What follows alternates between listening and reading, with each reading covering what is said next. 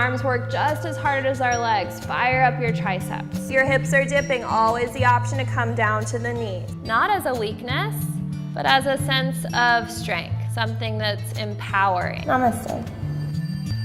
Hi yogis, Katy here at my studio Body and Shine Wellness in Elgin, Texas.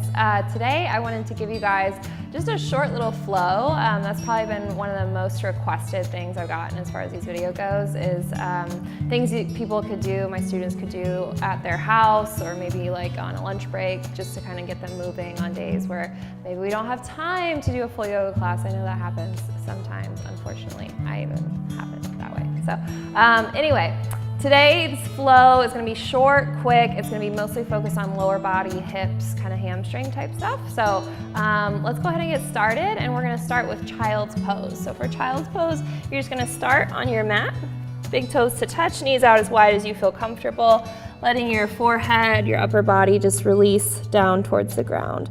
And as you feel comfortable, allowing your hips to sink back towards your heels. If you need to have a block or something like that to stick under your hips, you certainly can. You can also put a blanket under there. Just letting yourself relax, bending the elbows if your shoulders feel tight. Taking a few deep breaths here. Just starting to tune inwards, letting go of the day.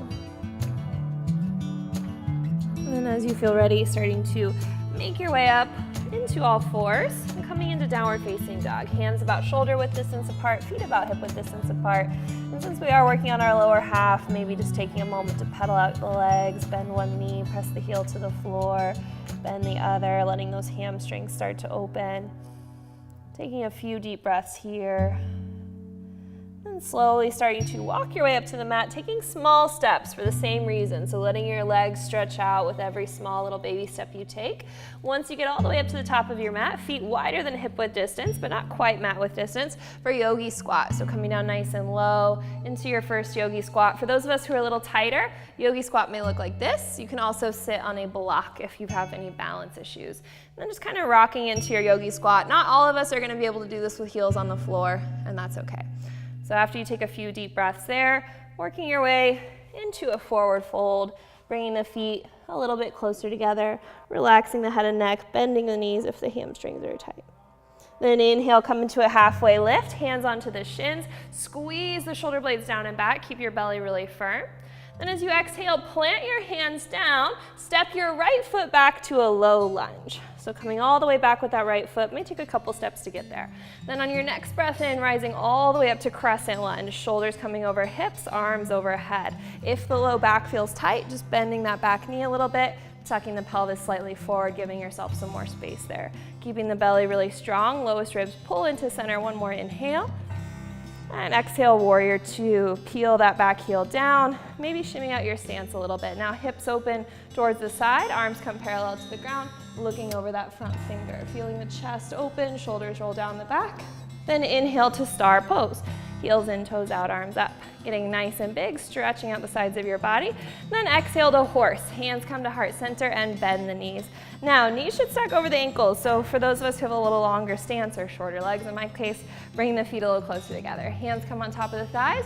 And if you're tight, you can just stay here and rock back and forth. If you want a little bit more, dip one shoulder, kind of get a nice little stretch. Dip the other shoulder. As fast or as slow as you want to take these, and you can also skip them, no need. Always just doing what works for you, when it works for you. And when you're ready, coming all the way back up to center into your star pose. From here, we're gonna flip to our other side, so pointing the right toes forward this time into your warrior two, maybe lengthening out that stance once again, sinking into the front knee. Knee does not go past the ankle, so you wanna keep that knee either directly over or slightly behind so we don't tweak the knee joint. Then inhaling to crescent lunge, coming all the way back up. That one's a little trickier transition, pivoting the hips now to face forward, chest opens up, rolling the shoulders down the back, keeping the breath steady. One more inhale. And then exhale to your low lunge. Hands to the mat, framing that right foot. Then when you're ready, stepping that left foot up to meet the right for your halfway lift, lengthening out your back once again. Exhale, melting down to your forward fold. And then from here, shimming the feet out once more to that yogi squat. This time, if we can take the hands to the insides of the legs, we're gonna add a little bit of a twist. Even if we can't, we might still be able to twist a little bit. Reaching one arm up, the other arm down, doesn't necessarily matter which side you start with. Just opening up the chest, going back and forth. Breathing into the front side of your body, using that little bit of leverage between the arm and the leg to help open the hips, and then coming back to your forward fold, letting your head and neck relax. Now we're gonna go through that same thing one more time, adding on just a couple of different variations. So coming back into your halfway lift, stepping back, left foot to the back of the mat this time into your low lunge. Inhaling your way all the way up to crescent lunge, shoulders over hips. Exhale to warrior two, moving a little bit faster, breath to movement. Inhale, star pose, heels in, toes out, arms up. This time, changing it up, we're gonna exhale to a wide-legged forward fold. So letting your hamstrings stretch a little bit, try to bring the weight more into the balls of the feet than the heels. Unclench the toes, relax the head and neck. From here, we're gonna drop to our right side. So bending the right knee, bringing the hands to the chest. If that's not working, we can take hands to the floor. Maybe that right heel is on the floor and maybe it's not. We might be up on the ball of the foot and that's okay too, depends on the hips here. One more breath in and exhale, switching sides. Over to the left, and again, the heel may or may not be on the ground. Those of us who want more balanced challenge, maybe lifting one hand, maybe lifting both hands.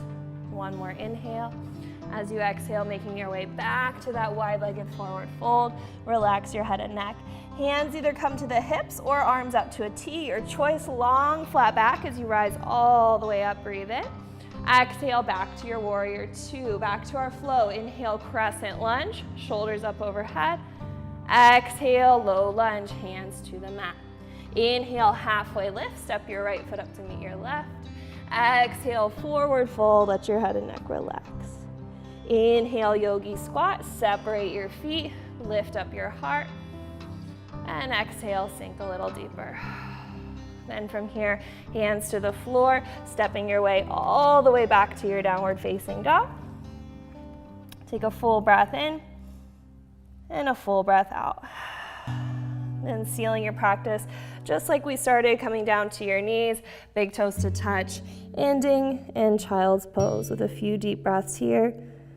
Take as long as you want. And feel free to repeat that flow as many times as you want. So you can keep going 2, 3, 4 times. However much time you have, take advantage of it. You can add on a little twist here and there, change things up a little bit, but that's something at least to get you moving. And stay tuned for more videos to help break up your day and get you practicing outside of the studio. Have a great day, yogis.